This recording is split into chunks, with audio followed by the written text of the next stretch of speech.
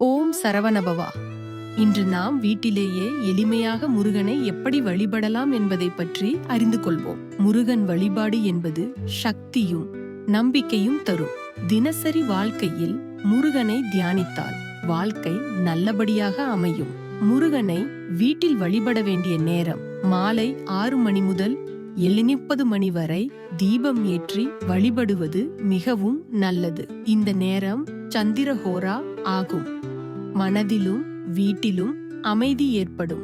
தேவையான பொருட்கள்: வெண்கல விளக்கு, வெள்ளை மலர்கள், முல்லை, மல்லிகை, வேல் அல்லது முருகப் படத்தை, சந்தனம், குங்குமம், பழங்கள், வாழைப்பழம், தர்பூசணி, திருப்புகழ் புத்தகம் அல்லது யூடியூப் பாடல்.